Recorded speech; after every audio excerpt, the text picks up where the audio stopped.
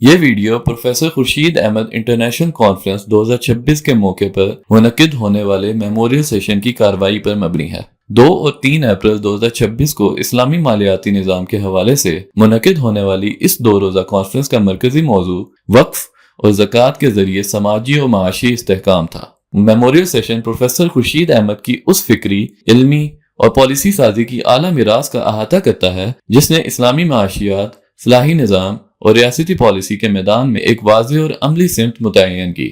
یہ محض ایک یادگاری نشست نہیں بلکہ ایک فکری تسلسل ہے جہاں ماضی کی بصیرت حال کی ضرورتوں سے جڑتی ہیں اور مستقبل کی سمت متعین کرتی ہے۔ میرے لیے بہت ہی اعزاز کی بات ہے، خوشی کی بات ہے کہ میں آپ سب کو آج کی professor Khurshid Ahmad international conference 2026 کی افتتاحی نشست میں خوش آمدید کہوں، اور ہمیں خوشی ہے کہ اس کانفرنس میں پاکستان سمیت مختلف ممالک کے محققین اور اہل علم و دانش شریک ہو رہے ہیں اور ایک ایسے موضوع پر اپنا حاصل مطالعہ و تحقیق پیش کریں گے جو مسلم معاشروں کی سماجی و معاشرتی تعمیر کے لیے بنیادی اہمیت رکھتا ہے۔ خواتین و حضرات، اسلامی فکر کی ایک بنیادی خصوصیت یہ ہے کہ وہ انسانی زندگی کو ایک ہماگیر وحدت کے طور پر دیکھتی ہے۔ اسلام میں عبادات، اخلاق اور معیشت ایک دوسرے سے الگ دائرے نہیں بلکہ ایک مربوط نظام کے اجزاء ہیں۔ قرآن مجید میں ہم دیکھتے ہیں کہ متعدد مقامات پر اللہ تبارک و تعالیٰ نے نماز کے ساتھ زکوٰۃ کا ذکر کیا ہے، وَأَقِیمُوا الصَّلَاةَ وَآتُوا الزَّکَاةَ۔ بہت سی جگہوں پر یہ ذکر اس حقیقت کی طرف اشارہ ہے کہ اسلام میں عبادت اور معاشرتی ذمہ داری ایک دوسرے سے جدا نہیں ہے۔ زکوٰۃ ایک ایسا معاشی نظام ہے جو دولت کی گردش کو یقینی بناتا ہے اور معاشرے کے جو کمزور طبقات ہیں ان کو سہارا فراہم کرتا ہے۔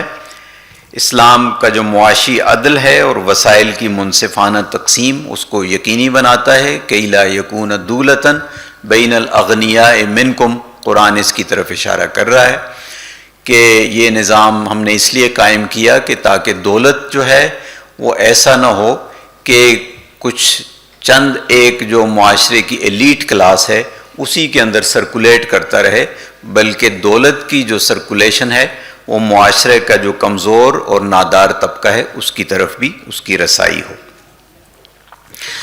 اسلام نے انہی اعلیٰ مقاصد کے لیے معاشی عدل اور وسائل کی منصفانہ تقسیم کو یقینی بنانے کے لیے کچھ ادارے قائم کیے ہیں، سماجی اور معاشی ادارے، جن میں زکوٰۃ اور وقف جو ہے ان کی حیثیت ایک سر فہرست اداروں کی ہے، اور زکوٰۃ کی طرح وقف کا ادارہ بھی اسلامی تہذیب کی ایک نہایت اہم اور تخلیقی روایت ہے، اور ایک ایسا نظام ہے جس میں اصل سرمایہ تو محفوظ رہتا ہے جبکہ اس کی آمدنی جو ہے وہ معاشرے کی فلاح کے لیے استعمال ہوتی ہے۔ یہ جو ادارے ہیں انہوں نے اسلامی تاریخ میں حیرت انگیز کردار ادا کیا ہے، معاشی ترقی میں، سماجی انصاف کو مہیا کرنے میں، تقسیم دولت کے منصفانہ نظام میں ان اداروں کا کردار بہت تاریخی رہا ہے۔ اور ہم نے دیکھا ہے کہ جو بھی سماجی ادارے ہیں جن میں مدارس شامل ہیں، جامعات شامل ہیں، ہاسپٹلز شامل ہیں، لائبریریز شامل ہیں، فلاحی ادارے شامل ہیں، تو صدیوں تک ان اداروں کے ذریعے یہ جو استحکام ہے، سماجی استحکام، وہ حاصل ہوتا رہا، اور جو شہری خدمات ہیں ان کا بہت بڑا حصہ وقف کے ادارے سے روبہ عمل ہوتا رہا۔ آج ہماری بدقسمتی ہے کہ یہ ادارے دونوں کمزور ہیں، خاص طور پہ ریاستی سطح پر ہم نے یہ دیکھا ہے کہ یہ ادارے بہت ہی کمزور ہو چکے ہیں، اور وقف کا ادارہ تو جس کو کہتے ہیں کہ ہم کہہ سکتے ہیں کہ شاید آخری سانسیں لینے والی جو صورتحال ہے وہ ہے۔ اگر ہم اس کو کمپیئر کریں اپنی سنہری روایت کے ساتھ، اپنی تاریخی سنہری روایت کے ساتھ، کہ ایک وقت تھا کہ ہمارے بڑے بڑے جو رفاعی کام ہیں وہ وقف کے ادارے سے روبہ عمل آتے تھے، اور آج ہمارے جو اداروں کا حال ہے، اپنے تعلیمی اداروں کو ہی دیکھ لیں کہ ہم فائنینشلی سٹیبل نہیں ہیں، اپنی سسٹینیبلٹی کے لیے ہر وقت ہم امداد کے منتظر ہوتے ہیں۔ اس کی وجہ یہ ہے کہ ہم نے اوقاف کا نظام جو ہے وہ جو روایت تھی ہماری سنہری روایت، اس کو چھوڑ دیا ہے۔ یورپ اور امریکہ آج اس کی طرف جو ہے وہ تیزی سے گامزن ہے۔ ہم نے سنا ہے کہ جی امریکہ کی معروف یونیورسٹی ہارورڈ، اس کا جو نظام ہے، جو اس میں جو کنٹریبیوشنز ہیں جو اس کے پرماننٹ، وہ اتنے ہیں کہ اگر 100 سال تک بھی وہ اپنے اسٹوڈنٹ سے فیسیں نہ لیں تب بھی وہ ادارہ سسٹینیبل رہے گا۔ تو یہ وہی ماڈل ہے جس کو ہم نے شروع کیا تھا، لیکن آج ہم دیکھتے ہیں کہ ہمارے پاکستانی جامعات کو آج دیکھ لیں، صرف وہ چند ادارے ہمیں نظر آتے ہیں جو تھوڑی سسٹینیبلٹی کی طرف آتے ہیں، اور انہوں نے اپنے فنڈز جو ہیں ان کو اس کے لیے وقف کیا ہے۔ آج کا ایک المیہ یہ بھی ہے کہ دنیا میں بے پناہ وسائل ہیں، وسائل کی کمی نہیں ہے، لیکن اس کے باوجود، وسائل کی ان کثرت کے باوجود، دنیا میں غربت، عدم مساوات اور معاشی محرومی میں روز بروز اضافہ ہو رہا ہے۔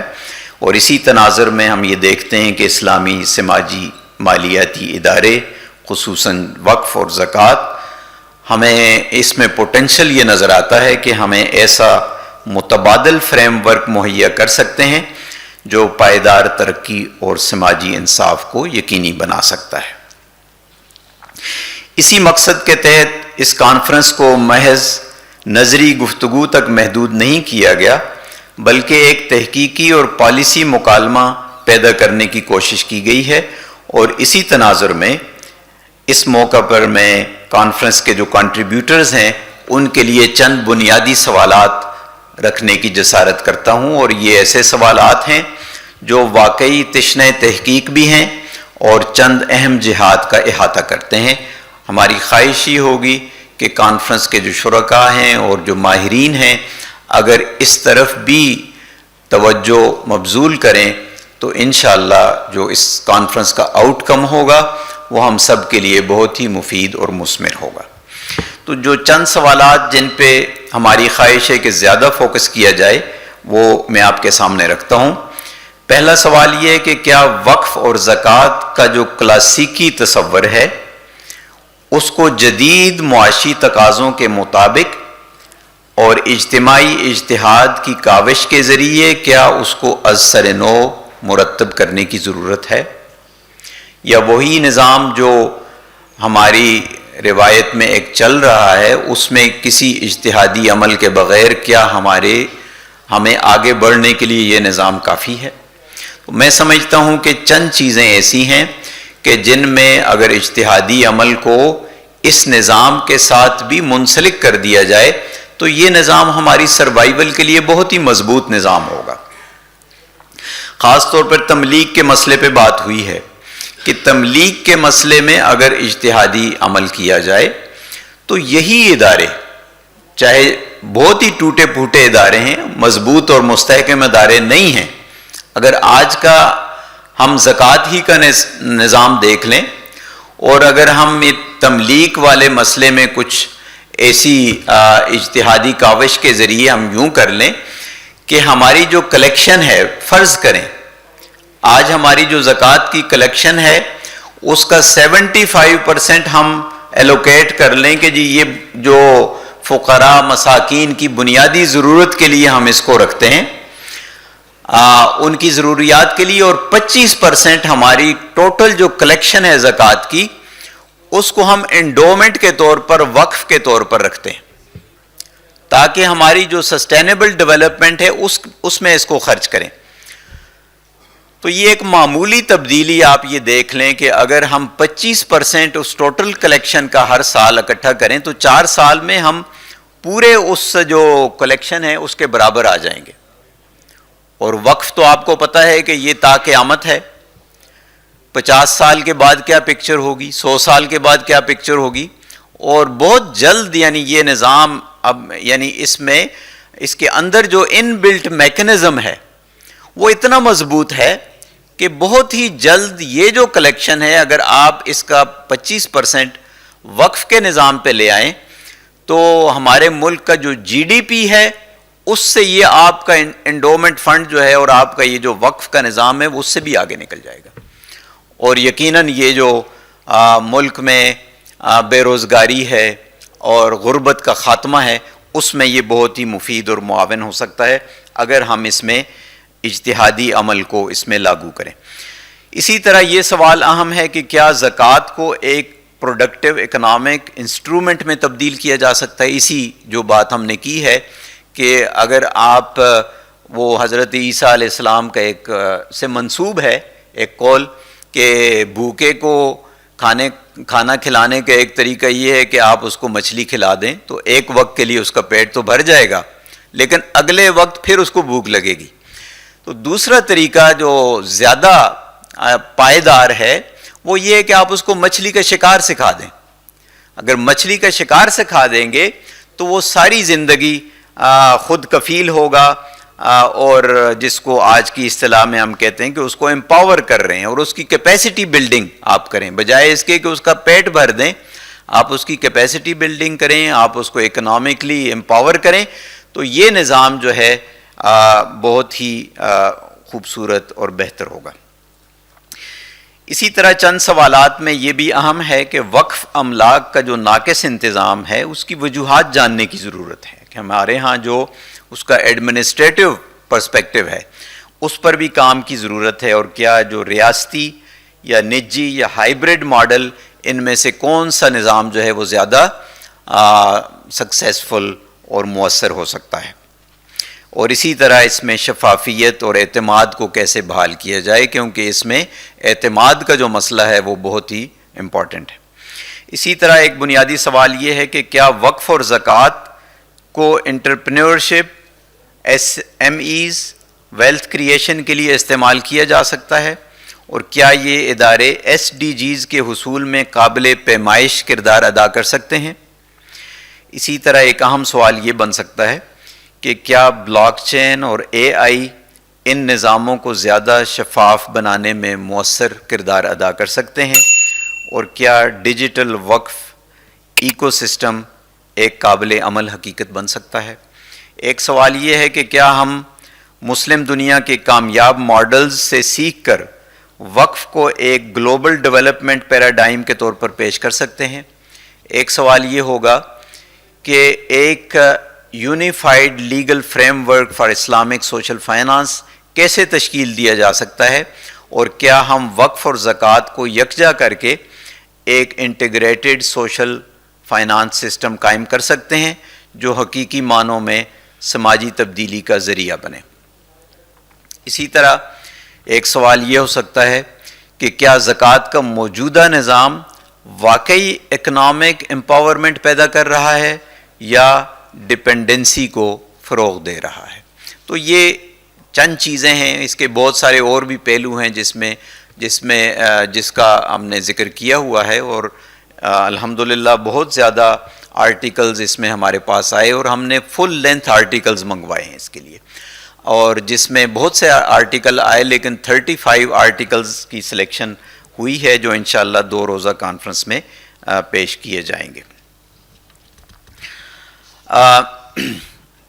یہ جو سوالات ہیں جن کا ہم نے ذکر کیا ہے یہ نئی تحقیق اور مؤثر پالیسی سازی اور قابل عمل ماڈلز کی تشکیل کے لیے بنیاد فراہم کرتے ہیں, اور ہمیں امید ہے کہ اس کانفرنس میں پیش کیے جانے والے مقالات میں ان سوالات کے سنجیدہ جوابات تلاش کرنے کی کوشش کی جائے گی, اور کانفرنس اسلامی سماجی مالیات کے میدان میں ایک بامعنی پیش رفت کا ذریعہ بنے گی. یہ کانفرنس اس اعتبار سے بھی خصوصی اہمیت رکھتی ہے کہ اسے ایک ممتاز ترین ماہر اسلامی معیشت پروفیسر خورشید احمد مرحوم کے نام سے منسوب کیا گیا ہے, انہوں نے اپنی عملی زندگی اور علمی زندگی اسلامی معاشیات کی فکری بنیادوں کو مضبوط بنانے اور اسلامی سماجی اداروں کو عصر حاضر کے تقاضوں کے مطابق مؤثر بنانے کے لیے وقف کر دی تھی۔ ان کی فکر کا بنیادی پیغام یہ تھا کہ اسلام ایک ایسا تہذیبی اور معاشی نظام پیش کرتا ہے جو اخلاق، عدل اور انسانی فلاح کو اپنی اساس بناتا ہے۔ خواتین و حضرات، آج ہمیں اسی ویژن کو آگے بڑھانے کی ضرورت ہے۔ اگر وقف اور زکوٰۃ کے اداروں کو جدید نظم و نسق، شفافیت اور پیشہ ورانہ مہارت کے ساتھ منظم کیا جائے تو یہ ادارے معاشی ترقی کے ساتھ ساتھ سماجی استحکام کا بھی مؤثر ذریعہ بن سکتے ہیں۔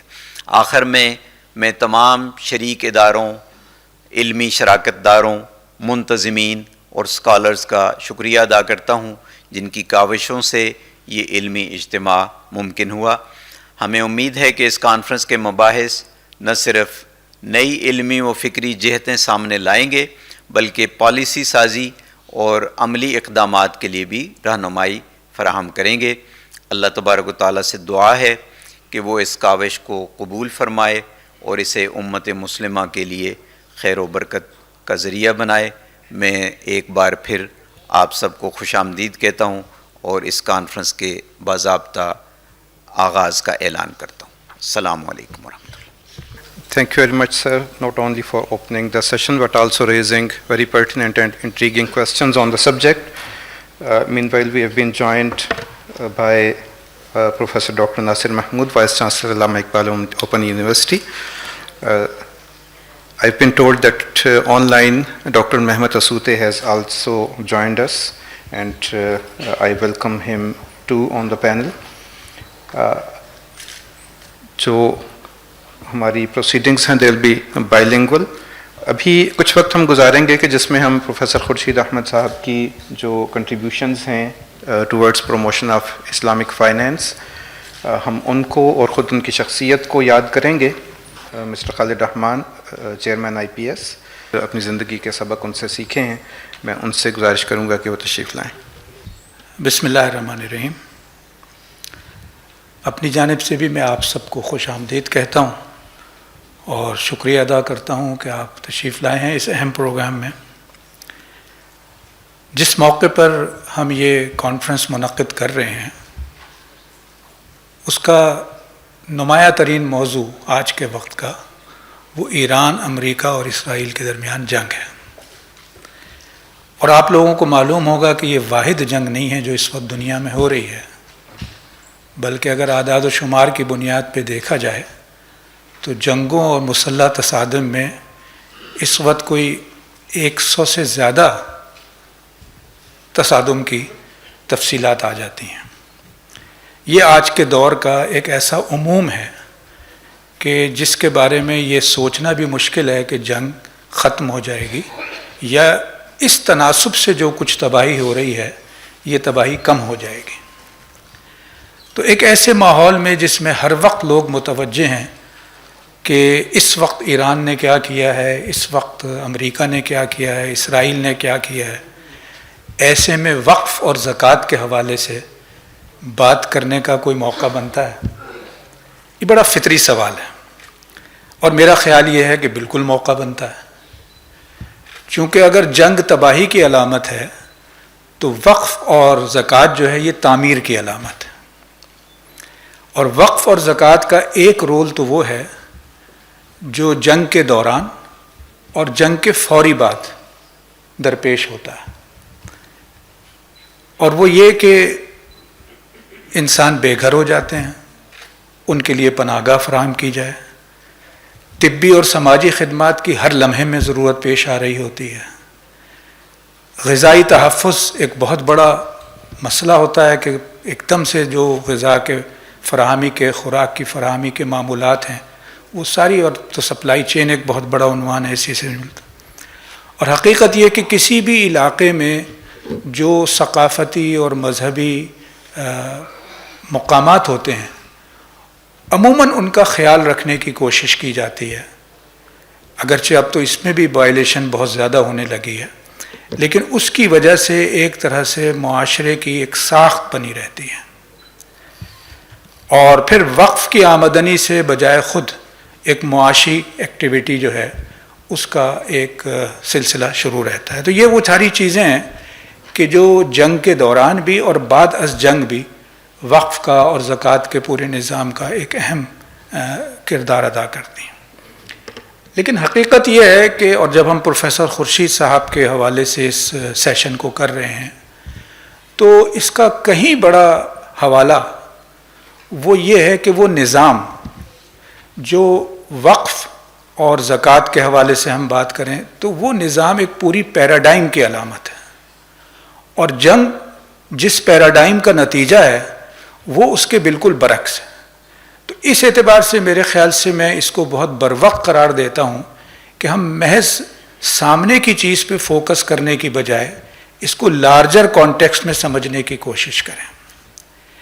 اور جب ظاہر ہے پروفیسر خورشید کا حوالہ ہماری اس کانفرنس کا ہے تو پھر انہی کی تحریروں سے اور انہی کی تقریروں سے اور انہی کے دیے ہوئی فکر سے اگر ہم یہ سمجھنے کی کوشش کریں کہ جس پیراڈائم کو ہم جنگ کے ساتھ اس وقت منسلک کر رہے ہیں تو اس کے اندر وہ کیا بڑی خامیاں ہیں، خصوصیت سے معیشت کے حوالے سے، کہ جس کی وجہ سے ہم یہ کہہ سکتے ہیں کہ یہ اس پیراڈائم کا نتیجہ ہے کہ جنگ ہو رہی ہے اور جنگ میں زیادہ سے زیادہ تباہی ہو رہی ہے، اور اگر یہ پیراڈائم تبدیل نہیں ہوگی تو یہ تباہی کا سلسلہ جاری رہے گا۔ اگر آپ غور کریں تو اس کی علامتوں کے طور پہ جس چیز کو پروفیسر خورشید صاحب بار بار بیان کرتے ہیں وہ یہ ہے کہ اس پیراڈائم نے انسانی زندگی سے اخلاقی اور سماجی اور معاشی توازن کو بگاڑ دیا ہے۔ اخلاق جو ہے وہ معیشت اور سیاست سے اسے جدا کر دیا گیا ہے، اور آج کل آپ متعدد مجالس میں یہ نوٹ کریں گے، اگر آپ بات چھیڑ دیں چاہے بین الاقوامی تعلقات ہوں چاہے سماجی تعلقات ہوں، اگر اس میں ایتھیکل اور مورل ڈائمنشن کی بات کی جائے تو لوگ اس کی اپنے اپنے انداز میں مخالفت تو شاید نہیں کریں گے، لیکن کہیں گے کہ بھئی یہ کس دور کی باتیں کر رہے ہیں آپ، اس کا کس چیز سے تعلق ہے، آج کل کون دیکھتا ہے اس کو۔ اور ظاہر ہے کہ تحالیہ جنگ جس کی جانب ہم نے شروع میں اشارہ کیا وہ بھی یہی اسی کی علامت ہے، اور اس کی وجہ یہ ہے جو پروفیسر خورشید صاحب نے بار بار کہا اور ابھی آپ نے بھی اشارہ کیا ہاشمی صاحب نے، کہ اس پیراڈائم میں زندگی کا ہدف اور زندگی کے لیے معیار جو ہے، جس پیراڈائم میں آج کی دنیا چل رہی ہے، اور اگرچہ ہم اپنے ملک کو اپنے دستوری حوالے سے اور بہت ساری دوسری چیزوں کے حوالے سے کہہ سکتے ہیں کہ ہم اس دنیا سے کچھ مختلف ہیں، لیکن اس کے باوجود عملی طور پہ وہ پیراڈائم اتنی مؤثر انداز میں ہمارے اپنے درمیان بھی جڑ پکڑ چکی ہے کہ ہم بھی اس معنی میں مختلف نہیں ہیں۔ تو انسانی زندگی کا ہدف اور معیار تبدیل ہو گیا ہے، اور اس میں جو مرکزی کردار ہے، اس پہ پروفیسر خورشید صاحب بار بار کہتے رہے ہیں، اس میں جو مرکزی کردار ہے وہ یہ کہ زندگی کا پورا نظام مارکیٹ کے حوالے کر دیا گیا ہے۔ مارکیٹ جو معیار مقرر کرے پسند اور ناپسند کا، چیزوں کو آگے بڑھانے کا، تو یہ مارکیٹ کی قوتیں ہیں۔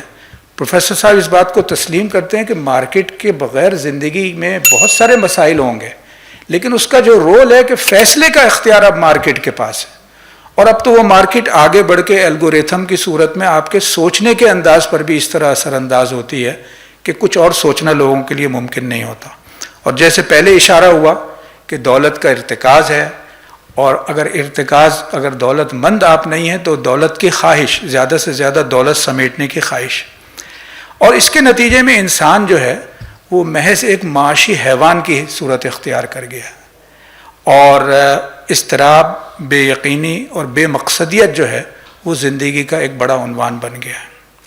تو اس اعتبار سے جب ہم زکوٰۃ اور وقف کے نظام کی بات کریں تو یہ اس کے بالکل برعکس ایک ایسی پیراڈائم کی علامت ہے کہ جس میں انسانوں کے درمیان عدل اور انصاف کا قیام جو ہے وہ ہدف بن جاتا ہے، اور معیشت جو ہے وہ صرف پیداوار اور تقسیم کا نام نہیں بلکہ اخلاقیات کے ساتھ اور عدل کے ساتھ وہ جڑی ہوتی ہے۔ اور پھر اس معیشت کا ہدف دولت کے ارتکاز کو روکنا اور معاشرے کے ہر فرد تک وسائل کی منصفانہ تقسیم ہوتا۔ یہ اس احساس اور رویے کی علامت ہے کہ انسان کی دولت دوسروں کے حقوق سے مشروط ہے. انسان کی دولت دوسروں کے حقوق سے مشروط ہے، اور دولت کا مصرف محض عیش اور عیاشی نہیں بلکہ اللہ کی رضا اور انسانی خدمت ہے. اس اعتبار سے زکوٰۃ کا مقصد محض مالی مدد نہیں بلکہ تزکیہ ہے، یعنی انسان کے اندر سے بخل، حرص اور خود غرضی کا خاتمہ ہو اور وہ دوسروں کے بارے میں سوچ سکے. اور وقف کا مقصد تعلیم، صحت اور فلاحی منصوبے مستقل بنیادوں پر چلانے کا انتظام ہے.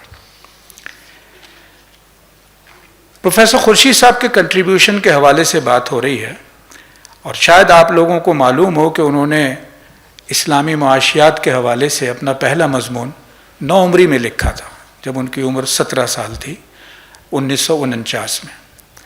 اور جب انہیں اسلامک ڈیولپمنٹ بینک کا ایوارڈ ملا ہے، اس ایوارڈ کے موقع پہ متعدد لوگوں نے اس بات کو دہرایا، اور خود سائٹیشن میں یہ بات موجود تھی کہ وہ گزشتہ 40 سال سے اس طرح کے موضوعات پہ کام کر رہے ہیں اور ان کا یہ کنٹریبیوشن ہے. اگر آپ اس وقت کے بعد سے ان کی وفات کا وقت کاؤنٹ کریں پچھلے سال، تو اب یہ 75 سال کا عرصہ ہے جو انہوں نے اس طرح کے موضوعات پہ کام کرتے ہوئے دیا ہے. تو یہ 75 سال ایک گواہی بھی ہیں کہ وہ اس میدان کے بہت بڑے کھلاڑی تھے، اور ان کا کنٹریبیوشن جو ہے وہ بذات خود بول رہا ہے کہ ایک ایبسٹریکٹ نظریے سے لے کر انہوں نے ایک بالکل عملی، قابل اطلاق اور ڈسپلن کے طور پر اس کو انٹروڈیوس کر دیا. اور ان کا روایتی معاشیات کے مقابلے میں ایک قابل ذکر اور قابل قدر یہ حیثیت سے یہ ڈسپلن اب سامنے ہے. اور پالیسی سازی ہو، قانون سازی ہو، قواعد کی تشکیل ہو، وہ ان سارے معاملات میں انہوں نے حصہ لیا ہے، اور خود ذاتی تحقیق اور تحریر سے آگے بڑھ کر اس کی بہت سی عملی مثالیں قائم کی ہیں. میں نے عرض کیا ابھی ان کے اسلامک ڈیولپمنٹ بینک کے ایوارڈ کا، تو شاید آپ میں سے بہت سے لوگوں کو معلوم ہوگا یہ ان کو اسلامک اکنامکس کے عنوان سے ملا تھا ان کی خدمات کے حوالے سے، اور انہوں نے اس کو اسلامک اکنامکس پر کام کے لیے ہی وقف کر دیا تھا اسلامک فاؤنڈیشن UK میں، جس کے وہ چیئرمین بھی اس وقت تھے. اسی طرح سے جو ان کو کنگ فیصل ایوارڈ ملا ہے، یہ کنگ فیصل ایوارڈ بھی ان کو اسلام کے حوالے سے خدمات پر دیا گیا تھا، اور اس میں کم و بیش اگر آپ آج کے ماحول میں اس کی رقم کا اندازہ کریں تو وہ کوئی 5 کروڑ روپے سے زیادہ بنتی ہے، 5 اور 6 کروڑ روپے کے درمیان بنتی ہے. اور اس کے علاوہ ایک طلائی وہ بھی تھا، یونٹ بھی تھا. انہوں نے وہ رقم بھی پوری کی پوری وقف کر دی تھی، اور یہ ریکگنائز کرتے ہوئے کہ میں نے جو کچھ سیکھا ہے اس میں بہت سارے لوگوں کا حصہ ہے، لیکن ایک بڑا حصہ اسلامی جمعیت طلباء کا ہے جس کے ساتھ میں طالب علمی کے دور میں وابستہ رہا. تو انہوں نے وہ رقم اس کے لیے وقف کر دی کہ اس سے طالب علموں کی امداد، ان کی صلاحیتوں میں اضافہ اور ان کے لیے مختلف پروجیکٹس کیے جائیں. اور یہ جو وقف کی خوبی ہے وہ پروفیسر خورشید صاحب نے ان 2-4 حوالوں سے ہی نہیں بلکہ ان کی زندگی کو اگر آپ قریب سے دیکھیں تو وہ بے شمار کام اسی طرح کے کر رہے ہوتے تھے کہ جو آغاز ہو جائے اور اس کے بعد وہ وقف کی صورت میں ایک مستقل حیثیت اختیار کر لیں. مجھے ذاتی طور پہ بھی اللہ تعالیٰ نے یہ موقع دیا کہ میں ان کے ساتھ ان کاموں میں شریک ہوں. ایسے 20 ادارے ہیں. اور اسی کا دوسرا اہم پہلو یہ ہے کہ پروفیسر خورشید صاحب نے جب یہ وقف بنائے، ظاہر ابتدائی طور پر وہ خود اس کا حصہ رہے، لیکن انہوں نے مسلسل اس کا انتظام کیا کہ یہ وقف بنائے ہوئے ادارے جو ہیں یہ مستحکم ہوں، صحیح ہاتھوں میں ہوں. اور جانے سے پہلے بھی میں ذاتی طور پہ اس کا گواہ ہوں کہ انہوں نے ایک معاملے میں یہ اہتمام کیا کہ یہ بااعتماد اور دیانتدار لوگوں کے ہاتھوں میں منتقل ہو جائے، اور وہ سارے ادارے یا بیشتر ادارے اس میں سے بہت متحرک طور پہ کام کر رہے ہیں. اس مجموعی پس منظر میں ابھی بہت اچھی طرح سے باتیں ہو گئیں جو ہاشمی صاحب نے بیان کی ہیں، لیکن میرا خیال یہ ہے کہ میں اس کو اس طرح بھی کہنا چاہوں گا کہ میرے خیال سے یہ بات تو ٹھیک ہے کہ بحیثیت مجموعی جس معیار پہ ہماری اس روایت کو آگے بڑھنا چاہیے اس کے مقابلے میں یہ روایت اتنی مضبوط اب نظر نہیں آتی. لیکن اگر ہم اس کو اس پہلو سے دیکھیں کہ آج کے پاکستان میں بھی زکوٰۃ اور وقف کی بنیاد پر جتنے بڑے کام ہو رہے ہیں خدمت کے، وہ شاید رجسٹر تو نہیں ہے اس طرح سے. یا ان کی ایک کنسالیڈیٹڈ شکل لوگوں کے سامنے نہیں آتی، جس کی وجہ کی جانب بھی حاجمی صاحب نے اشارہ کیا کہ یہ ہمارے ایڈمنسٹریٹو اور گورننس کے مسائل ہیں. اور میرا خیال ہے یہ اس اعتبار سے دوبارہ ہمیں اس جانب لے جاتی ہے کہ ہم یعنی فرداً وقف اور اس طرح کے موضوعات پہ بھی کام کریں، لیکن یہ نہ بھولیں کہ گورننس کا پورا نظام خود ایک پیراڈائم میں تبدیلی کا تقاضا کرتا ہے، اور اگر پیراڈائم کی تبدیلی نہیں ہوگی اور اس اجتماعی چیز کو ٹیک اپ نہیں کیا جائے گا تو پھر آئیلینڈز بنتے رہیں گے، اور وہ آئیلینڈز بہت ہیں پاکستان میں، پاکستانی میں نہیں باقی دنیا کے دوسرے حصوں میں بھی. یہ تو جو چیلنجز اس حوالے سے آپ نے بیان کیے وہ یقیناً بڑے اہم ہیں. انشاءاللہ مجھے امید ہے اور دعا ہے کہ ہم اس کانفرنس سے زیادہ اچھے مقاصد حاصل کر سکیں. بہت شکریہ. بہت شکریہ سر. ہماری خوش نصیبی ہے کہ پروفیسر ڈاکٹر انیس احمد صاحب ہمارے درمیان موجود ہیں، جو خود پاکستان کے اور امت مسلمہ کے ایک معروف دانشور ہیں، اور شاید بہت سے لوگ اس سے بھی آگاہ ہیں کہ پروفیسر خورشید احمد صاحب کے چھوٹے بھائی بھی ہیں. ہم پہلے ان سے استفادہ کرنا چاہیں گے.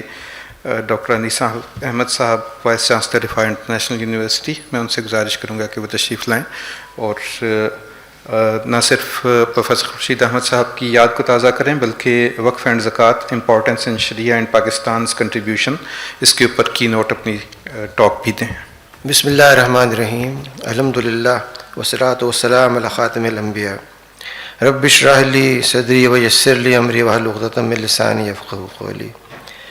میں شکر گزار ہوں علامہ اقبال اوپن یونیورسٹی اور آئی پی ایس کا کہ انہوں نے اس نشست کا اہتمام کیا جو بہت اہم ہے، اور یہ ایسا موضوع ہے جو وقتی نہیں ہے بلکہ ایک مستقل امت مسلمہ کے لیے لمحہ فکریہ ہے.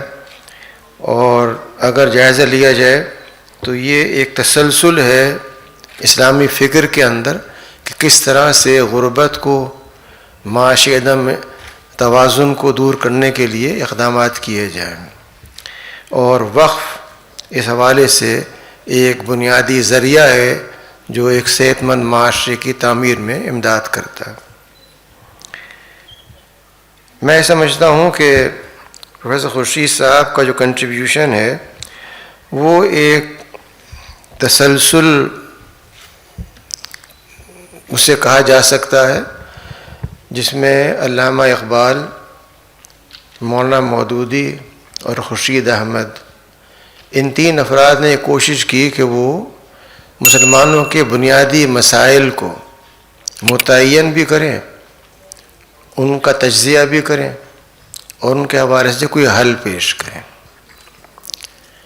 علامہ اقبال نے مئی 28 1937 میں جناح صاحب کے نام ایک خط تحریر کیا جس میں وہ یہ بات کہتے ہیں کہ میرے خیال میں مسلمانوں کا جو بنیادی مسئلہ اس وقت ہے وہ معاشی ہے،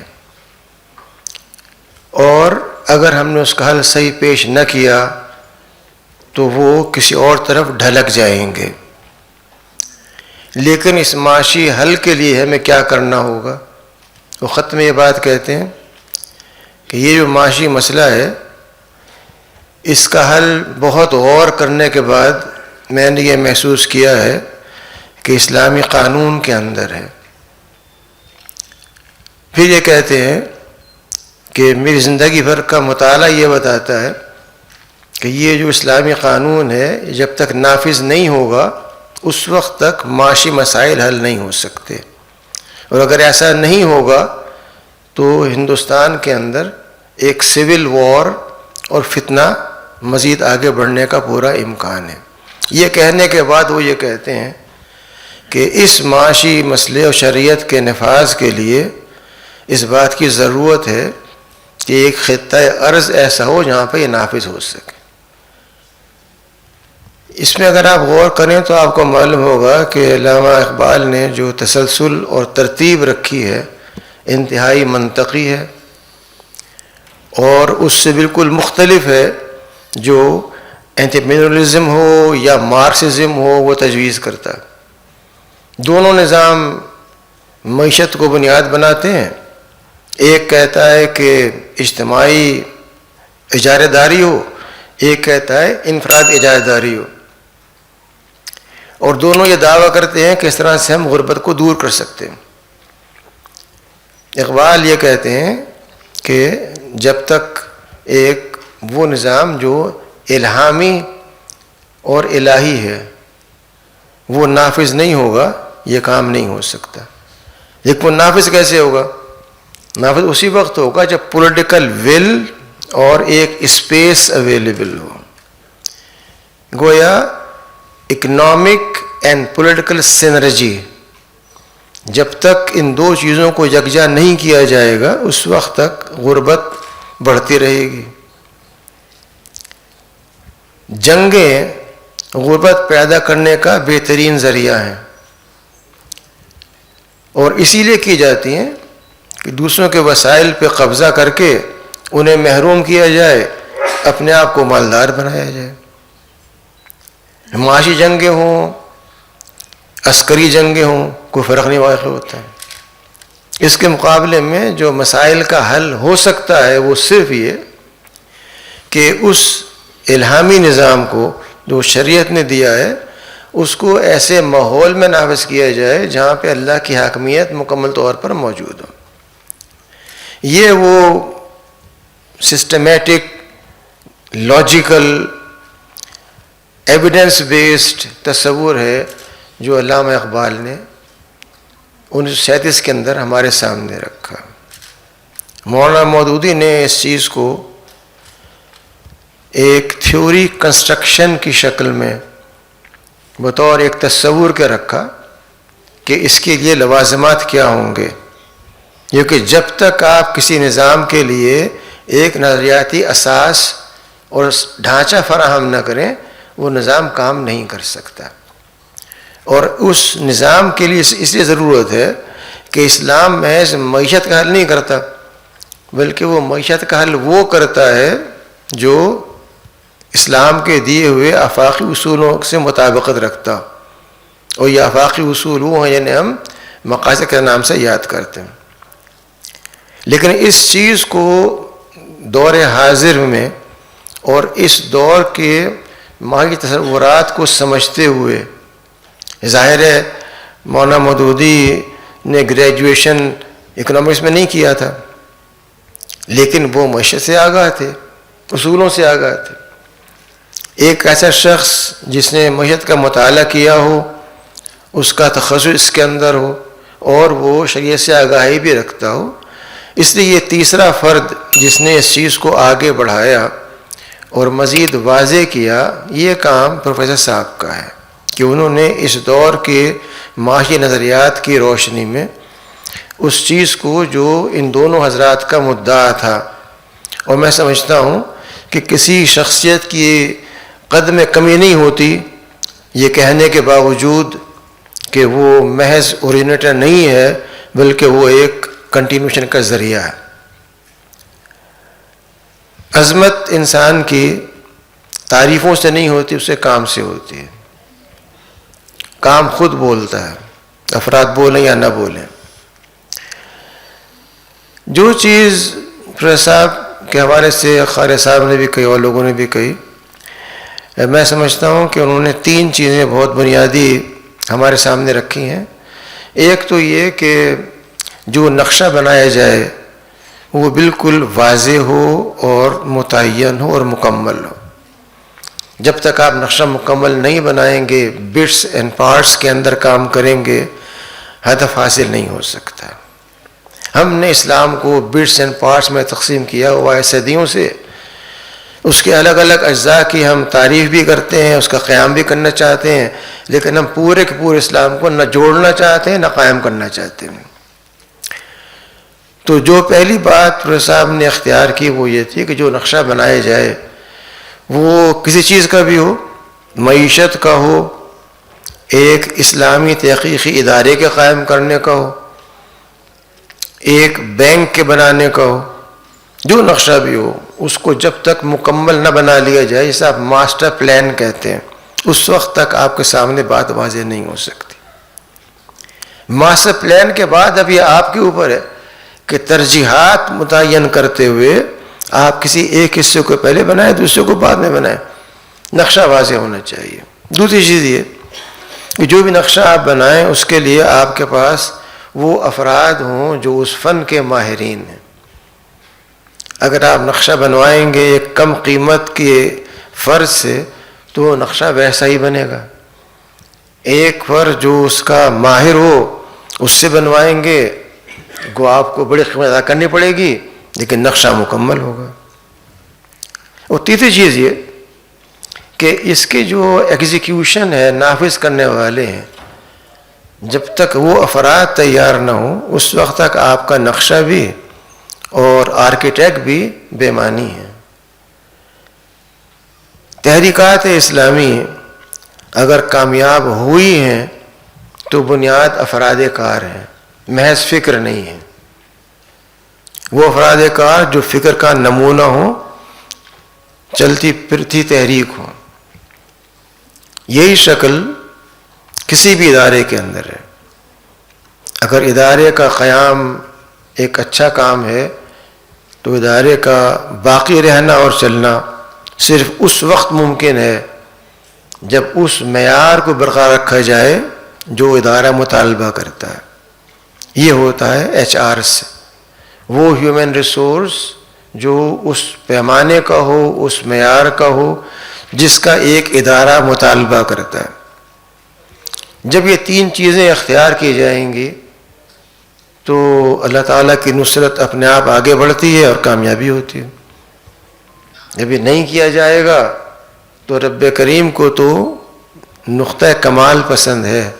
وہ تو بار بار تقویٰ کہتا ہے، اتقان کہتا ہے، احسان کہتا ہے، ہر چیز میں اس بات کا مطالبہ کرتا ہے. اس لیے میں سمجھتا ہوں کہ حفیظ صاحب کے کام کو مختلف تناظر میں دیکھنے کی ضرورت ہے. ہم ایک ایسی قوم ہیں جو ہر اس فرد کی جو چلا جاتا ہے تعریف اور بلند بیان کرنے میں اپنے لیے فخر محسوس کرتے ہیں. ضرورت اس بات کی ہے کہ بجائے کسی جانے والے کی تعریف کے ان چیزوں کو تلاش کیا جائے جو ہمارے لیے نشان راہ بن سکتی ہیں اور جن سے واقعتاً امت مسلمہ کی ترقی میں امداد مل سکتی ہے. میں زیادہ وقت نہیں لوں گا چونکہ تاخیر سے پروگرام شروع ہوا ہے. میرے پہلے سے کمٹمنٹس تھے اور جو میرے ذہن میں کچھ چیزیں تھیں اس کے لیے نہ وقت ہے نہ اس کا موقع ہے. لیکن میں سمجھتا ہوں کہ یہ جو تقریب منعقد کی ہے آپ نے، یہ اس لحاظ سے غیر معمولی اہم ہے کہ مسلمانوں کا جو بنیادی معاشی مسئلہ ہے کم از کم اس کے ایک پہلو کو شریعت کے نگاہ میں دیکھ لیا جائے اور بغیر کسی سیاسی دباؤ اور عمل کے جو چیزیں ہو سکتی ہیں.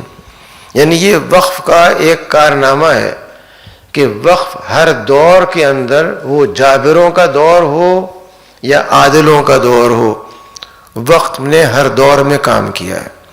اور جب تک وقف کی یہ آزادی برقرار رہے گی اس وقت تک امت مسلمہ کے مسائل کا حل ہوتا رہے گا. جب وقف بھی سرکاری ادارہ بن جائے گا پھر وہ کام نہیں کر سکتا. اور یہ ایک المیہ ہے کہ عام طور پر اوقاف کے اوپر عمل دخل حکومتوں کا بڑھ جاتا ہے، افراطہ کم ہو جاتا ہے.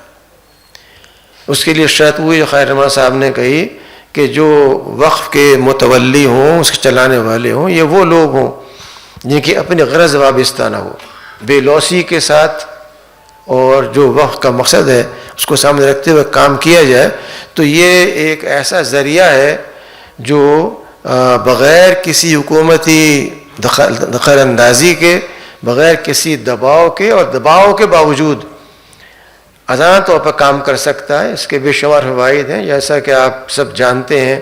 وہ تعلیم ہو، صحت ہو، غربت ہو، ان تمام شعبوں کے اندر جو کام یہ کر سکتا ہے وہ کوئی اور نہیں کر سکتا. میں انتہائی شکر گزار ہوں کہ مجھے آپ لوگوں نے یہاں گفتگو کا موقع دیا اور دعا کرتا ہوں کہ انشاءاللہ یہ تقریب کم از کم ہر سال اس کا اہتمام ہو جس میں کہ ملک کے باہر سے اہل دانش کو موقع دیا جائے جو عملی مسائل کے اوپر غور کر کے ان کا کوئی حل پیش کر سکیں. بے انتہا شکریہ، جزاک اللہ خیر. جب اسلامک اکنامکس کی یا اسلامک فائنینس کی بات آتی ہے اور جو لوگ اس شعبے سے تھوڑے بھی آگاہ ہیں، وہ IOFI سے اچھی طرح سے واقف ہیں، accounting and auditing organization of Islamic financial institutions.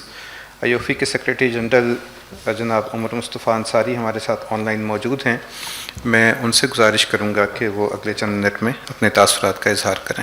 اعوذ باللہ من الشیطان الرجیم، بسم اللہ الرحمن الرحیم، رب اشرح لی صدری ویسر لی امری واحلل عقدۃ من لسانی یفقہوا قولی۔ I would like to thank you all. I would like to appreciate this great effort in memory of one of the greatest personalities that Pakistan has created in last like 75 years. I would like to mention that this is a debt on us to remember to keep the memories of Professor Sahab always fresh. So there is lot of learning opportunity for each one of us from the life, from the writings, and from the acts of Professor Khurshid Sahab in the last 75 years or so. May Allah bless his soul in the best places in Jannah. Professor Khurshid Sahab was not only a thinker. That is the most important point that I would like to say. Professor Khurshid Sahab did not only thought about Islamic economics, he did not only think about the possibilities of having an Islamic financial system, but the more important part was that he devoted his whole life in action, in research, in development, in institution building, in the political effort. All these things cannot be separated from his life. You cannot just say that, okay, I would see him as an economist, Islamic economist, or founder of Islamic economics. Or you would say, no, I would like to see him as a politician or as a revolutionary member of a Islamic revolutionary movement. You cannot segregate his life and divide it into pieces. You need to see his works, his contributions in an integrated way. And I believe that is one of the most important parts of our learning from his life, that you need to, number one, devote your life for what you believe. And secondly, every individual aspect of your life, every individual initiative that you take, they should, like pieces of jigsaw puzzle, they should join together with each other in a way that you are able to find a full piece. Yes, we know that maybe the overall jigsaw puzzle that we wanted to build, maybe we are not close to that today, but we can clearly see the infrastructure for that. We can clearly see the joining lines for that. We can see there are materials available for that. We can see that individual pieces have been developed over a period of time. We can see that a lot of those individual pieces have been contributing greatly towards achievement of these objectives. And I believe this is the greatest achievement of Professor Khurshid Sahab. May Allah bless his soul. May Allah accept all his efforts. But this is the most important part, that I would say, the integrated effort. One very important thing that I would like to touch upon, that like Professor Khurshid, you can go and think about a lot of initial thinkers on Islamic economics. And this is something that I always feel, my own interaction with Islamic finance is quite old now. And I'm getting myself old, but this is something that I started realizing long time back. Another very visionary person who just recently passed away, Professor Dr. Javed Akbar Ansari Sahab, he actually said, again, my interaction with him was very limited, but one of small sessions, like, in a small gathering when I was present with him, I think he said this thing many times in public as well, but I was present there, and he said that, I feel that Islamic finance is a patchwork in the conventional capitalist system. I'm not saying that by this I want to say that I'm against the concept of Islamic finance. I believe this is one piece of the jigsaw puzzle on which we need to work. And obviously each one of us cannot be like Professor Saab, who can work on each one of them. But this is a very important part that we need to understand, that if you try to do the patchwork of Islamic finance in the conventional economic system, you will not be able to achieve the higher objectives of Sharia and the objectives of the Islamic financial system and economic system by themselves. And this is one of the fundamentals that we need to understand. And here, with the permission of online colleagues, I would like to say some of the poets have touched upon these things. So I would like to say, وہ تیرے نصیب کی بارشیں کسی اور چھت پہ برس گئیں, یا یہ کہ وہ میں خیال تھا کسی اور کا, مجھے سوچتا کوئی اور ہے. The problem is that the original thinkers were revolutionaries. They did not want to use Islamic finance as a capitalist means of making money. They did not want to use Islamic finance as a tool for the conventional financial system to make sure that anybody who is not yet in their net, they can be brought in that net by using Sharia compliant tools. Islamic finance by itself is a great achievement. We are going to reach $4 trillion, by 2025, and the numbers were nearly $3.9 trillion.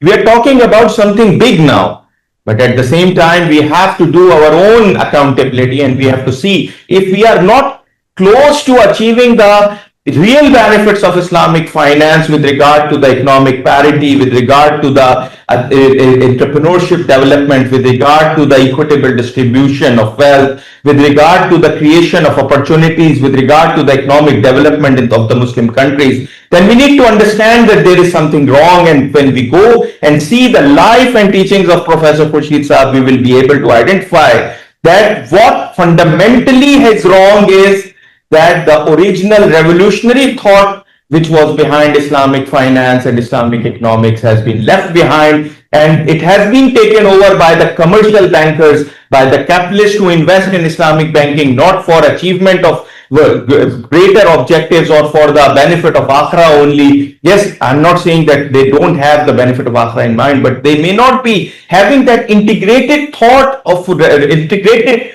revolutionary thought with regard to what is the eventual objective and aim that we need to focus on. And this is, I would like to again say that Professor Sahab's writings, teachings, his life, his contributions, we will always find that he had endeavored in all respects to go towards the real objectives of Sharia, real objectives of Islamic finance, and real objectives of Islamic economic system.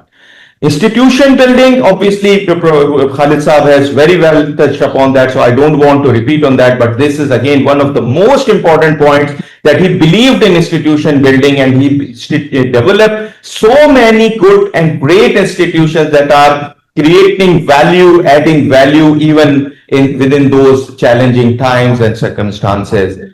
As the time is already a bit low, I would like to thank you all at this opportunity for providing me this opportunity and providing AOFI an opportunity to be part of this one. For me personally, I am part of IFPS family as well. For me, both of the institutions are my own, but I would like to assure on behalf of the AOFI management that any positive activity towards the development of Islamic thought, Islamic finance and economic system related real thoughts, AOFI is always available to support all the initiatives that IPS is taking, particularly with regard to the Islamic social finance. I'm sure you are going to learn from much more learned people as compared to me, so I don't want to touch upon that subject. I can just assure that AOFI is always available to work with IPS on all the mutually beneficial and mutually related activities, as well as I would like to assure that any activity, particularly in the support of Islamic social finance, you can consider AOFI as your partner.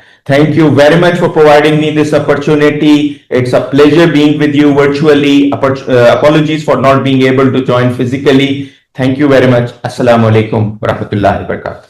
I've been told that online Dr. Mehmet Asute has also joined us. He is Professor of Middle Eastern and Islamic Political Economy and Finance and Director of Durham Center for Islamic Economics and Finance.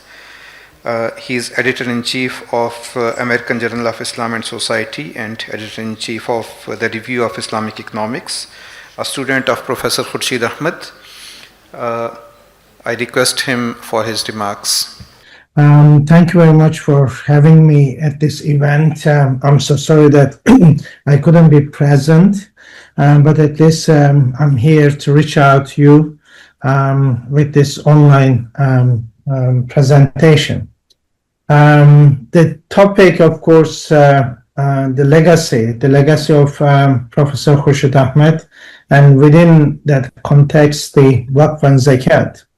Perhaps we have to revisit some of the fundamental issues to be able to understand the emergence of Islamic economics movement through the contributions of people like Professor Khurshid Ahmed, Rahmatullah, the founding fathers. Remembering those founding fathers will help us to locate the entire effort.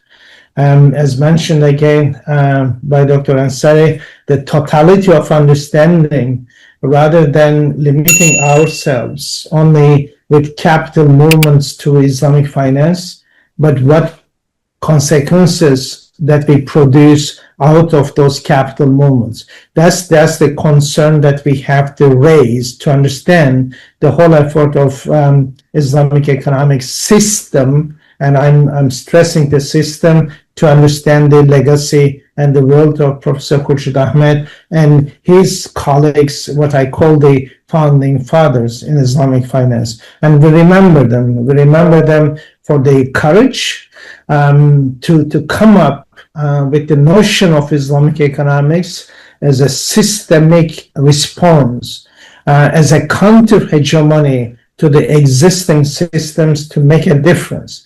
And in particular, in the time that we are going through with all this global domination, aggression is taking place, that system understanding of saying la, rejecting and negating the existing, and hence engaging, developing something new, something fresh, that freshness of 1,400 years, but as a call for peace and providing accessibility to humanity rather than domination, and hence overcoming that domination is important for us to understand. And that will be the history and the life and the legacy of Professor Khurshid Ahmed in his long span of life, but also in his institutional work, in his academic work, in his activism, in his political work. So all those engagements, the totality of that, it's very much reminds us the importance of a system understanding. Yes, we are talking about nowadays in the spring of Islamic finance, banks, financial institutions, a lot of academic work at academic centers. But when we look at in terms of the contribution that we are making to pull forward the entire discourse and practice and compare to the contributions of 10 people, including Professor Khurshid Ahmed, I think we haven't been doing enough in terms of generating that system understanding as a counter-hegemony against the existing structures, but rather we are fitting into the lives that has been shaped for us by the global domination. And hence, Professor Khurshid Ahmed's life is particularly important for us to understand with all these contributions.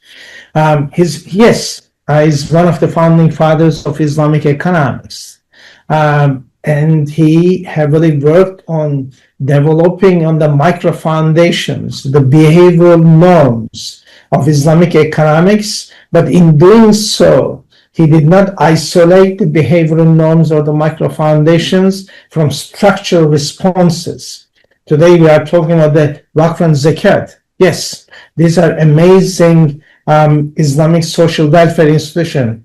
And I have to underline this one in the work of this system, understanding the paradigm that drawn by people like Professor Khurshid Ahmed. There is no such thing as Islamic social finance. There is only one Islamic social finance institution, that's Qard al-Hassan.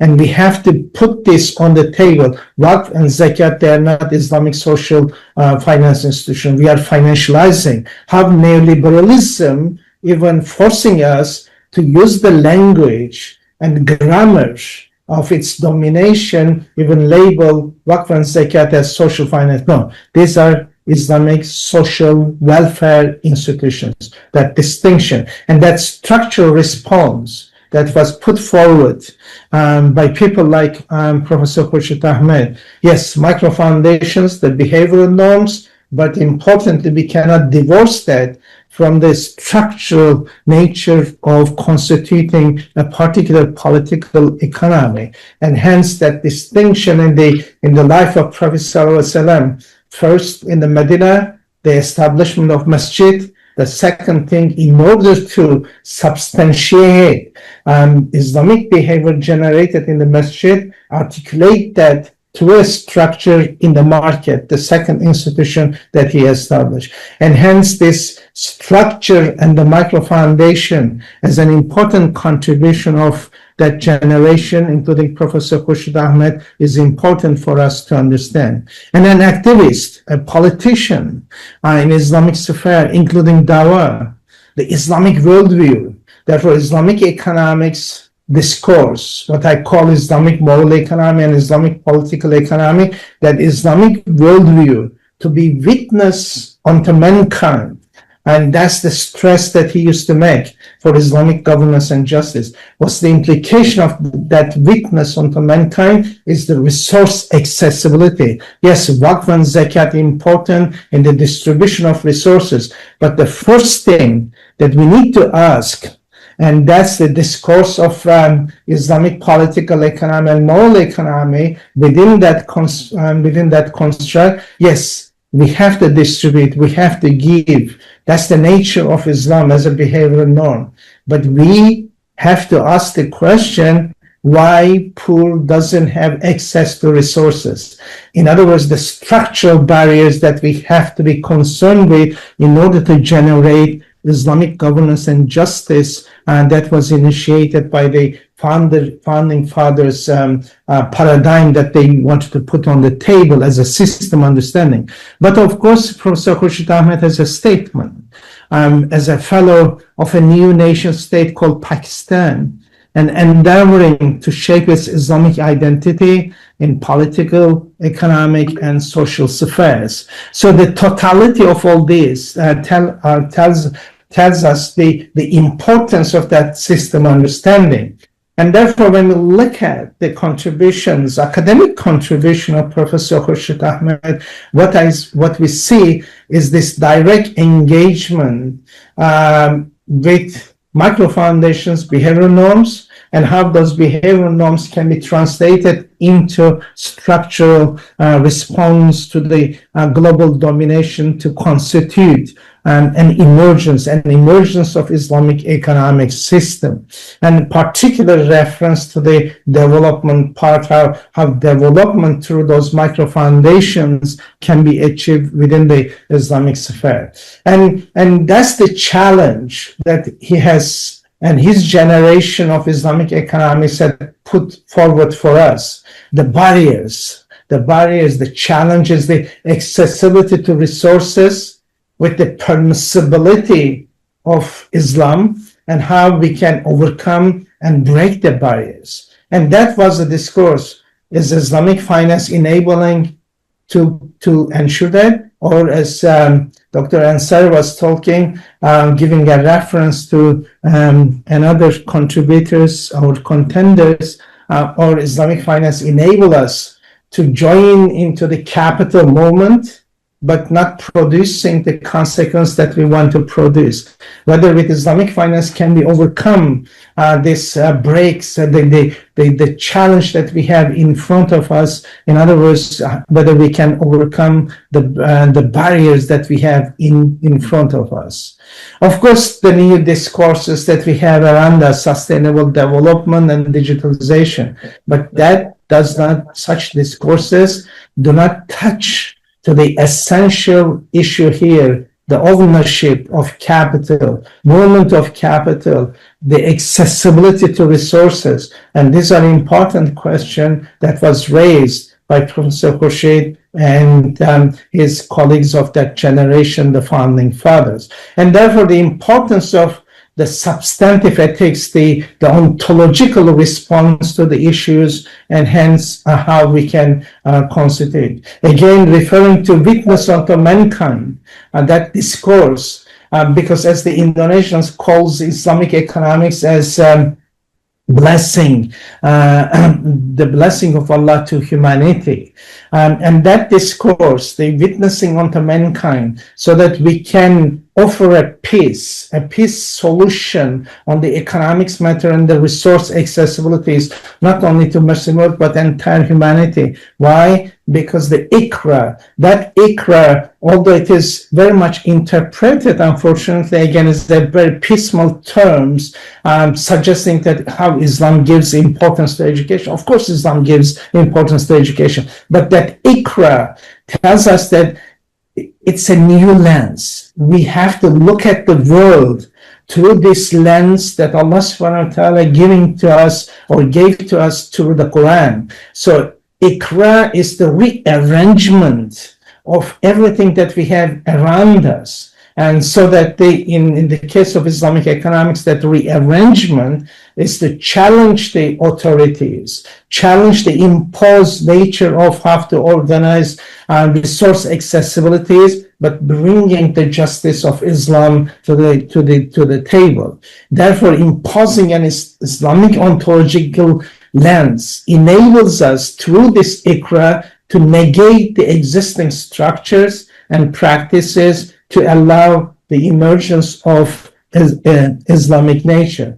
And therefore, when we look at the writings of this development-oriented writing of Professor Khurshid Ahmed and his colleagues, the founding fathers, this prisons, the dungeon that we have around us, how that dungeon impose, and therefore the importance of negating. We have to negate the imposed philosophies, economic systems, to redefine the Islamic institutional logic, to define human, and through that have human-to-human connection, human to society, resource accessibilities, ecology, and all that, so that we can articulate this emergence, the Islamic emergence, ontological relationships, as opposed to functionalizing all this for fulfillment. And therefore, within that understanding, we have to look into how the dominance, the reality, how the dominance against the rest of us, just a couple of corporations, and therefore why even fiqh cannot justify corporations, because in Islam is the real entity matters. And therefore the barriers in front of us and the domination, and therefore the promise of Islamic finance equity solutions, how with the equity solutions we can bring a structural moderation. Perhaps we cannot overcome the barriers, but we can bring a structural moderation of the consequences so that the accessibility can be possible under the equity. But let's look at, we define Islamic finance as equity, but what happens, unfortunately, that capital acts in the same way as the domination. Therefore, we have to continuously discuss waqf and zakat. And that's the neoliberal imposition on us. Our first thing is to define what capital is and how that capital accessibility can be made possible for people, as Islam suggests, under the justice. As we can see, with justice we can overcome, we can break the barriers, and inshallah liberation. That's the promise of Allah. With the liberation, how resources can be accessible. So zakat and waqf, amazing institutions. Zakat is an ibadah, and waqf is an ihsan. But these are only institutions, social welfare institutions. But before that, the first question, why people do not have access to resources, that's something that we have to respond.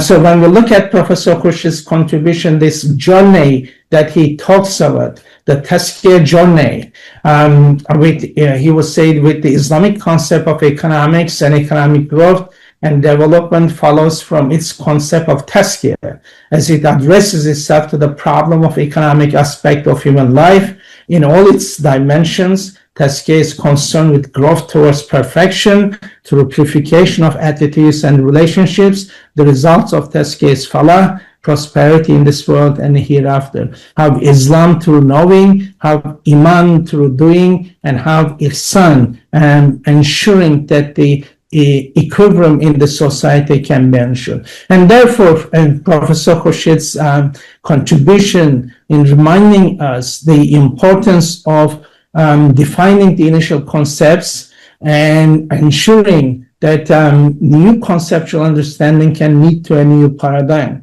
And hence, as I highlighted in this slide, his position, Islamic economy is not capitalism minus interest plus zakat.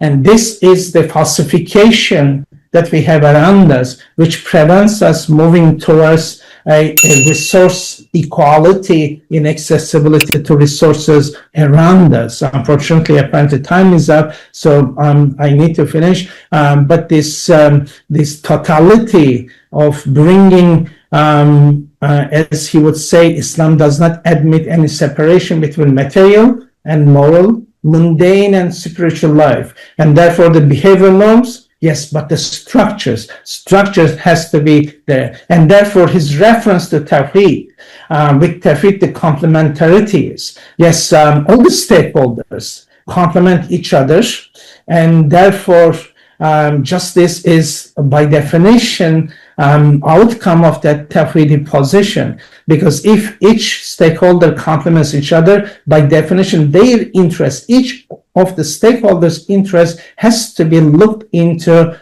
within the justice as the Adalah condition and the Ihsan condition. And hence, on the one hand, he worked towards an aspirational Islamic economics. On the other hand, as Polanyian understanding of double movement, yes, capitalism is here.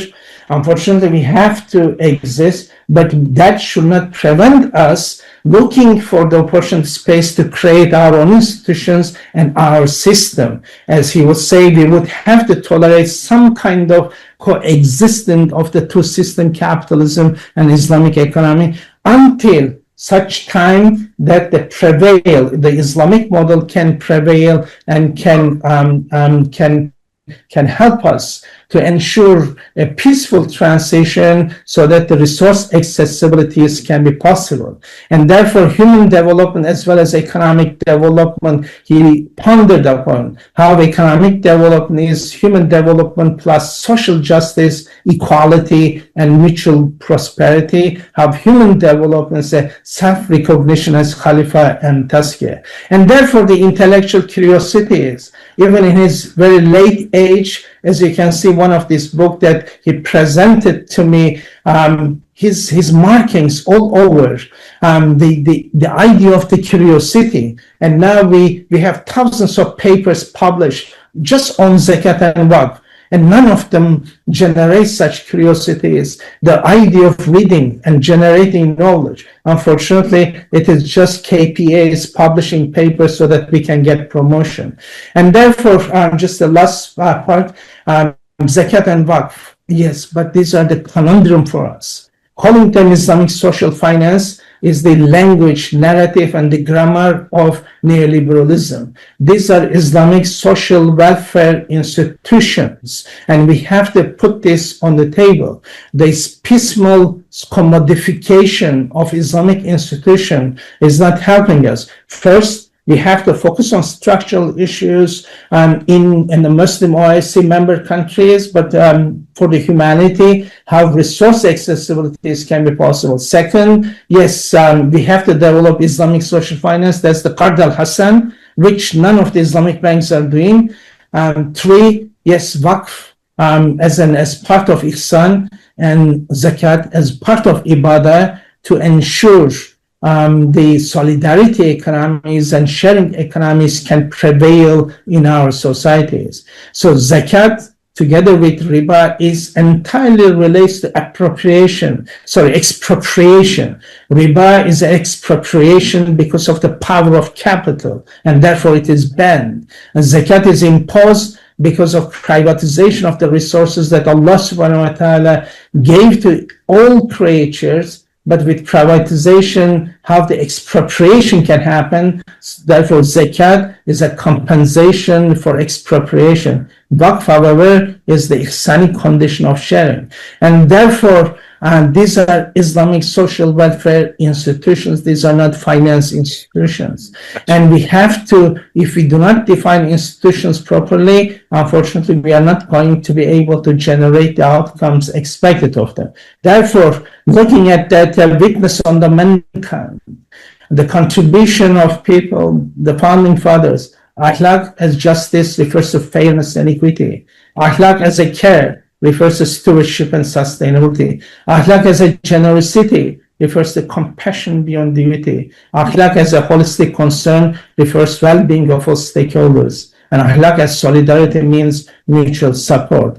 And therefore, imaginations are important. That generation, including Professor Khurshid, with all these qualities he had as an academic, as a politician, as a statesman, as an activist, as a dawah person, the imagination. Unfortunately, we failed in our imaginations with thousands of papers written on Waqf and Zakat.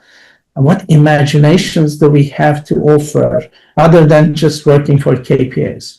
Just to remember, the 1976 conference in Mecca, the very first conference on Islamic economics, single-handedly, without having internet, without having emails, with letters, writing to all those people all over the Muslim world and non-Muslim world for that matter, inviting them for a conference in Mecca and bringing 220 odd numbers of people to Mecca for a conference in 1976.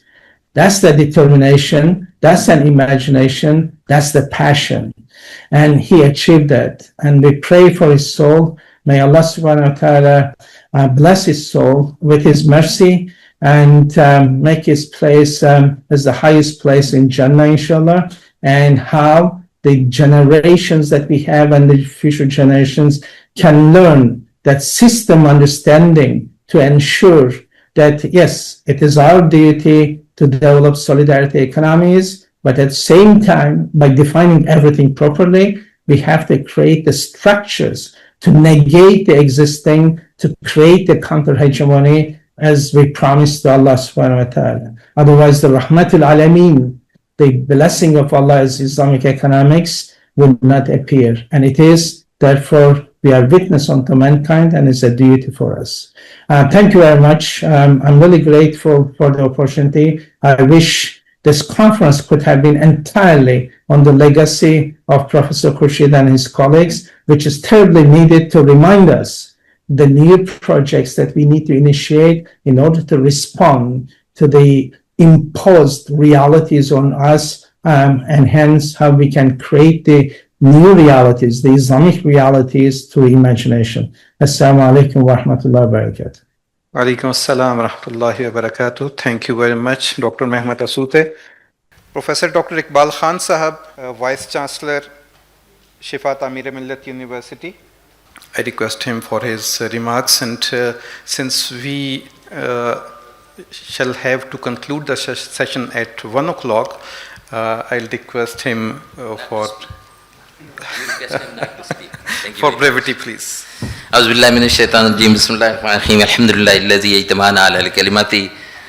very happy to be among the social scientists. I'm the only probably medical scientist around here.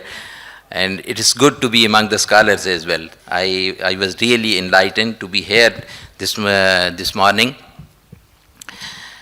Let me speak in English in the benefit of my brother, who is very enlightened talk on the work of Professor Khurshid Ahmed. I met Professor Khurshid Ahmed in 1981 when I was a second year medical student. And since then, Alhamdulillah, I maintained a very good relationship. He was a mentor. He was a person who used to, جو ایسے انسان تھے کہ وہ انسانوں کی تعمیر اس طرح سے کرتے تھے کہ اس کو محسوس نہیں ہو رہا تھا کہ آپ کی تربیت کر رہے ہیں. تو اس کو بڑی مشکل ہے اس کو بیان کرنا. ایسے انسان جن کو میں ابھی ذکر کر رہا تھا کہ جنہوں نے 114 ریسرچ آرٹیکل صرف ایجوکیشن پہ لکھے. آپ you were talking about the Islamic economics اور سارے لوگ بات کر رہے تھے اسلامک اکنامکس کی. ان کے 114 ریسرچ آرٹیکل صرف ایجوکیشن پہ ہیں اور how to build educational system, curriculums, teaching strategies, delivering strategies, and how we can bring our youth at par with the developed nations.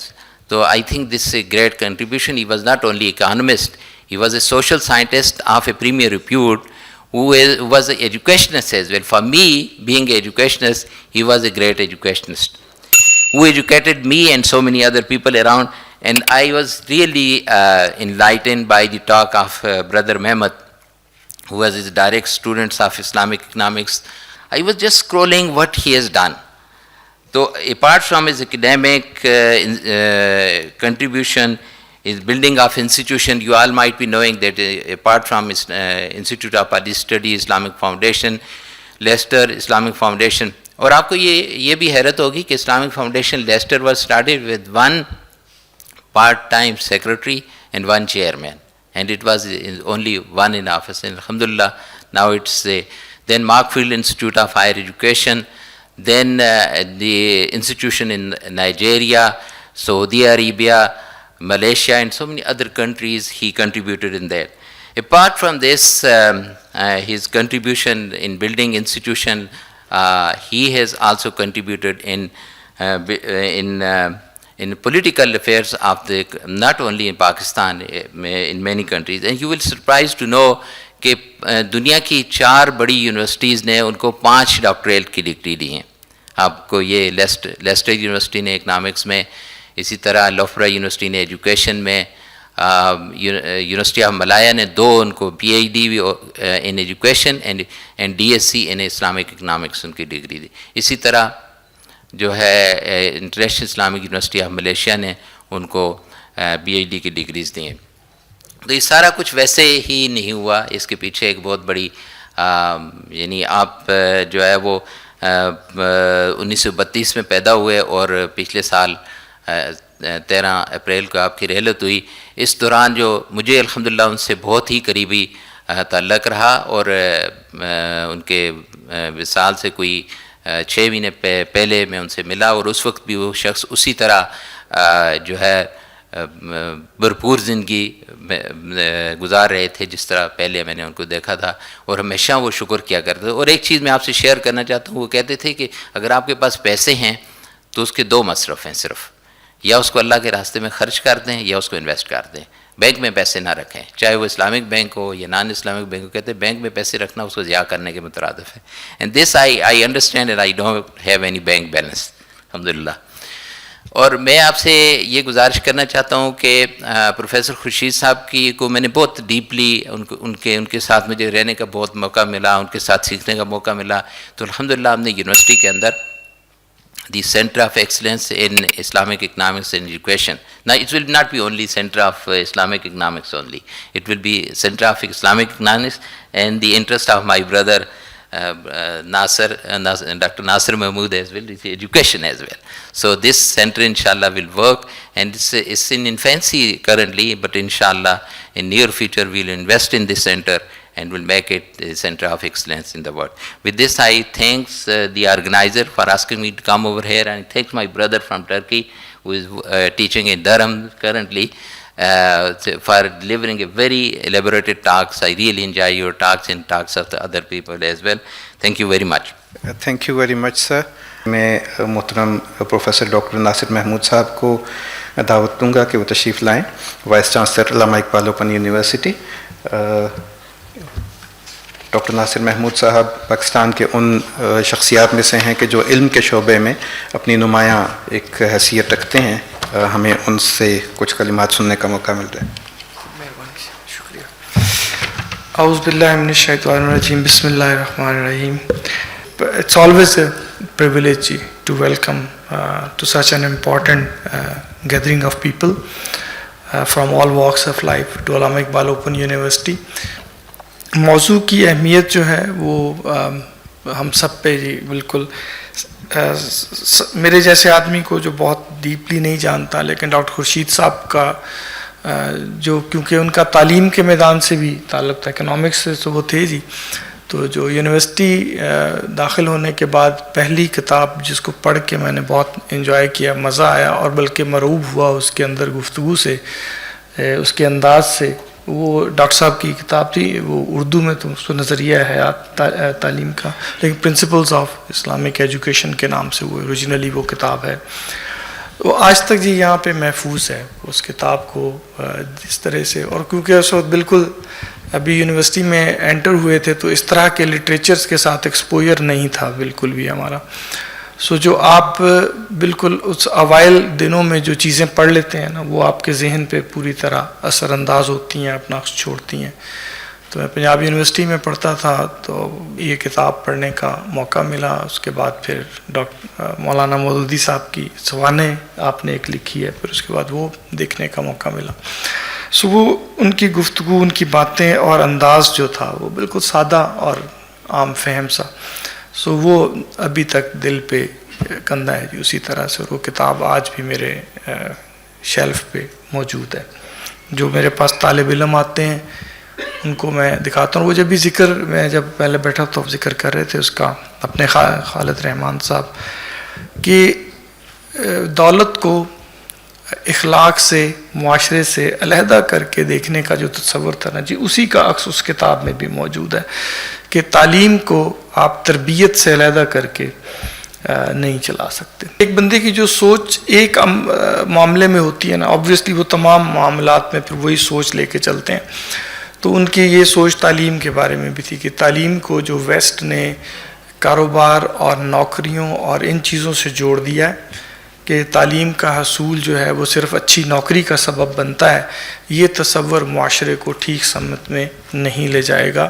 تعلیم جو ہے وہ اپنے مقصد میں صرف انسان کی تربیت کے لیے ہے، اور جب تربیت آپ ٹھیک کر لیں گے تو اس کے جو ثمرات آپ کے سامنے آئیں گے ان میں سے ایک ثمر یہ بھی ہے کہ آپ کو اچھا روزگار مل جائے گا. لیکن یہ تعلیم کا کل مقصد جو ہے یہ نہیں ہے. میں مشکور ہوں جی آپ سب کا کہ آپ نے مجھے اس ایونٹ میں یاد رکھا. آئی ہوپ کہ all those participant, particularly the students sitting here will have a lot to learn which will enlighten their mind. ان سے زیادہ بڑے لوگ اس موضوع پہ گفتگو کرنے کے لیے شاید ہی ملک میں پائے جاتے ہوں جتنے آپ کے سامنے اس میں آئیں گے مختلف موضوعات پہ. سو آئی ہوپ کہ آپ ان کا امپرنٹ آپ کی زندگی میں بہت کارآمد اثر آپ کے اوپر ڈالے گا. اللہ تعالی ہم سب کا حامی و ناصر ہو جی. بہت شکریہ. Thank you.